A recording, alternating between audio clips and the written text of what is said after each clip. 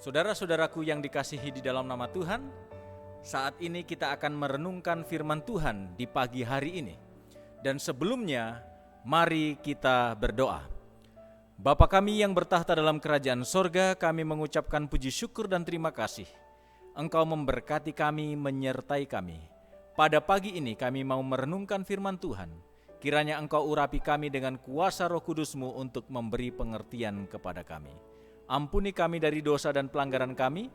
Dalam nama Tuhan Yesus kami berdoa dan mengucap syukur. Amin.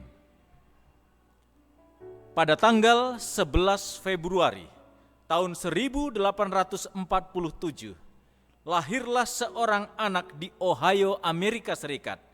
Dan keluarga ini memberikan nama panggilan Tommy.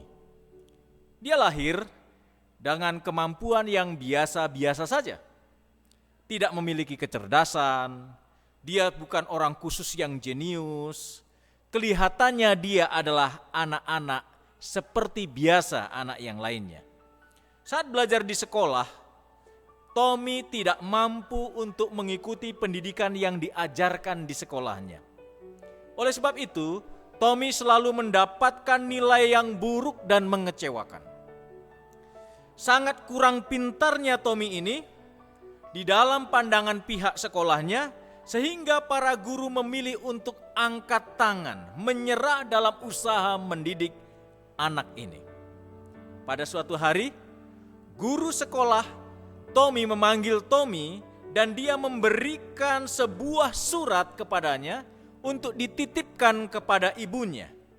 Guru tersebut berpesan, "Jangan buka surat ini di perjalanan, berikan kepada ibumu." Tommy kecil berlari membawa surat ini dengan gembira. Dia sampaikan surat ini kepada mamanya.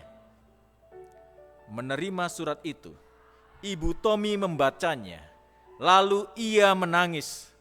Sambil berurai air mata, dia membaca surat itu dengan suara keras. "Putraku, putra Anda terlalu jenius. Sekolah ini terlalu kecil untuk menampungnya dan tidak memiliki guru yang cakap untuk mendidiknya. Sebaiknya Anda mendidiknya sendiri," ujar sang ibu dengan suara lantang. Ibu Tommy lalu berkata kepada Tommy, "Kamu anak jenius, nak.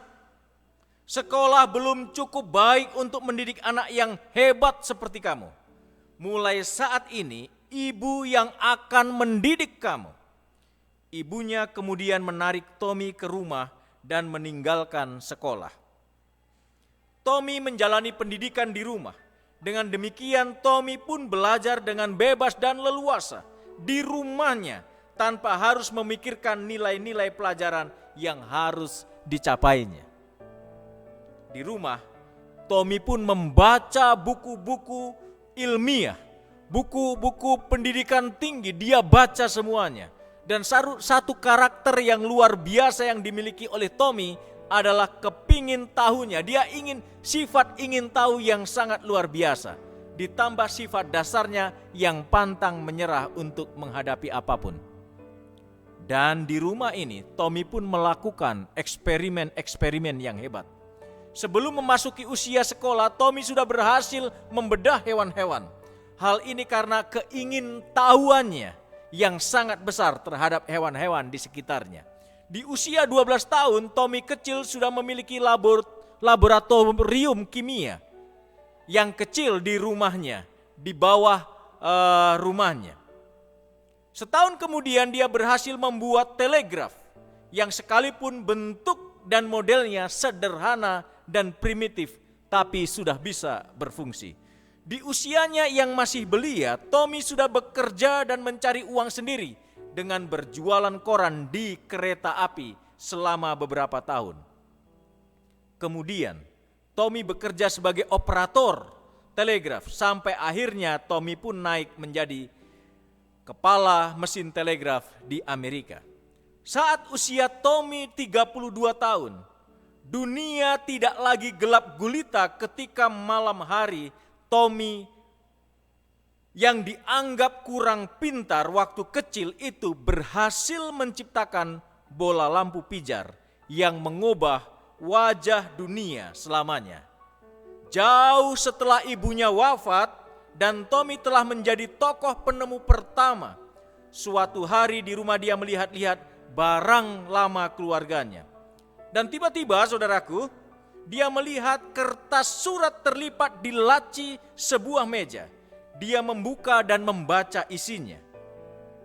Inilah surat yang dia bawa waktu kecil, yang dititipkan oleh gurunya, yang dititipkan untuk dibawakan kepada ibunya.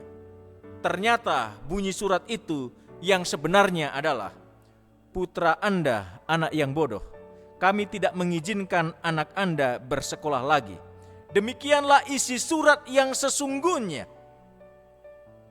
Tetapi ibunya membacakan dengan suara keras pada waktu yang dulu, "Putra Anda seorang jenius, sekolah ini terlalu kecil untuk menampungnya dan tidak memiliki guru yang cakap untuk mendidiknya."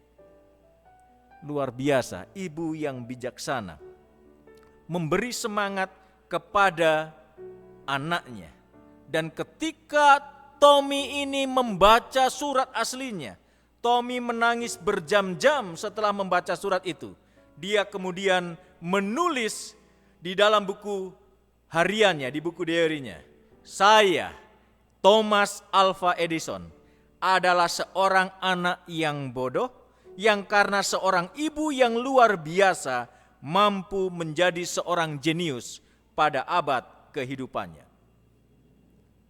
Saudaraku yang dikasihi di dalam nama Tuhan, seorang ibu yang bijaksana akan mengajarkan anak-anaknya untuk anak itu mempunyai manfaat bagi masyarakat sekitarnya, untuk menjadi saluran berkat bagi orang lain.